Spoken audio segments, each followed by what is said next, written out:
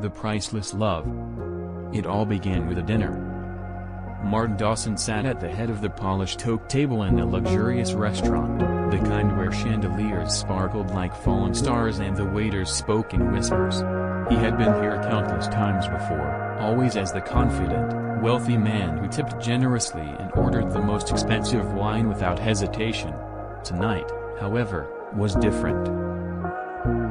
When the waiter returned with the small black folder containing the bill, Martin reached into his wallet, slid out his gleaming credit card, and placed it on the tray with his usual flair. But instead of a quick nod of approval, the waiter frowned.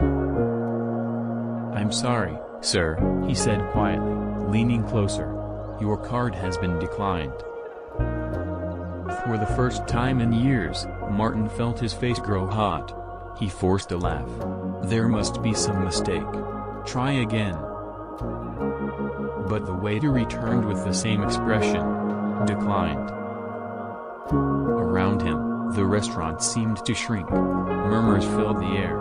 Martin, once admired by everyone, suddenly looked like a man stripped of his crown.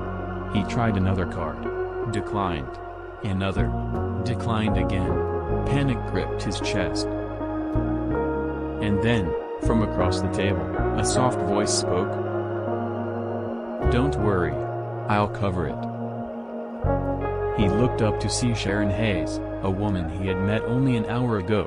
She wasn't dressed like the other women in the restaurant, no jewels, no designer gowns, just a simple blue dress and an air of quiet confidence. She slid her card across to the waiter, who nodded and disappeared. Martin felt both humiliated and oddly relieved. A stranger, someone who owed him nothing, had just saved him from public disgrace. When they stepped out of the restaurant, the night air felt colder than usual. Martin struggled to find words. "You shouldn't have done that," he said. Sharon smiled. "It looked like you needed a little help. That's all." 2 days later, Martin's life crumbled completely. The headline screamed his downfall: "Millionaire declares bankruptcy." Lawsuits piled up. Debt collectors circled. The mansion that had once been his pride was seized by the authorities. By evening, he found himself standing on the curb, his belongings stuffed in a few suitcases, watching as officers locked the gates. And then Sharon appeared again. She had seen the news and, moved by a feeling she couldn't explain, came looking for him. "You can't stay out here," she said firmly. "Come with me." Martin stared at her, stunned. "Why? You don't even know me." "I know enough," she replied. "Everyone deserves a second chance." Her apartment was small, nothing like the marble halls he was used to, but it was warm. She cleared a corner for his things and made him tea. For the first time in years, Martin felt something he hadn't known he was missing: kindness without expectation. Days turned into weeks. Martin tried to hide his shame, but Sharon saw through it. She found him one morning tinkering with her broken kitchen shelf, tools scattered across the floor. "I didn't know you could fix things," she said. He smiled faintly. "Before I made money, I worked in construction. Guess some skills never leave you." That afternoon, he repaired her leaky faucet, and the next day he patched a crack in the wall. Each small task reminded him that he was more than his lost fortune. Sharon noticed the change too. The man who had once been buried under pride and wealth was slowly becoming someone real, someone grounded.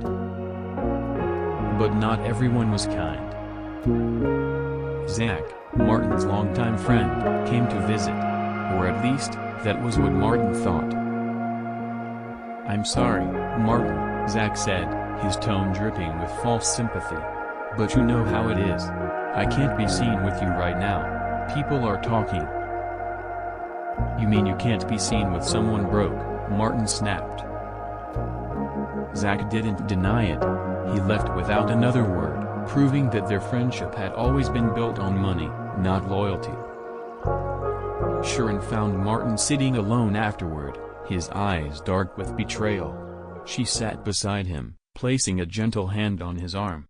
"Then he wasn't really your friend. You'll find out who truly cares when everything else is gone." One night, Martin confided in her a secret. "I wasn't just careless," he admitted. "I was framed. There are documents, proof, that can clear my name. I locked them in a safe. But the key, it disappeared." Sharon leaned forward. "Then we'll find it. Whatever it takes." Their search began. They retraced Martin's steps, revisited his old office, and questioned former employees. Every lead seemed to vanish into thin air. Worse, threats started arriving. Anonymous calls warning Martin to stop digging. Someone wanted him silenced. But Sharon never wavered. "If you give up, they win. And I didn't bring you into my home to watch you surrender." Her determination lit a fire in him. For the first time since losing everything, Martin felt like he wasn't fighting alone. Weeks later, the breakthrough came. Hidden in a box of old photographs from his mansion, Martin found a small envelope. Inside lay the missing key. His hands trembled as he held it. The safe was in storage, waiting. Together, they opened it. Inside were files, contracts, and letters exposing the corruption of his business rivals, proof that they had orchestrated his ruin. But before they could celebrate, danger struck. One of the men involved confronted them, demanding the documents. A struggle broke out. For a terrifying moment, Sharon thought she might lose Martin altogether. But Martin, drawing on strength he thought he'd lost, fought back. In the end, justice prevailed. The evidence was delivered to the authorities, and the conspirators were exposed. Martin's name was cleared, though his fortune remained gone. Standing on Sharon's small balcony one evening, Martin looked at the city lights and then at her. "I had millions once," he said quietly. "But I never felt rich until now." Sharon smiled, her eyes soft. "Money comes and goes. But love stays if it's real." He took her hand, squeezing it gently. "Then I guess I'm the richest man alive." And in that simple apartment, far from the marble floors and grand chandeliers, Martin found what he had been searching for all along, not wealth, not fame, but love that asked for nothing in return. Because in the end, love was priceless.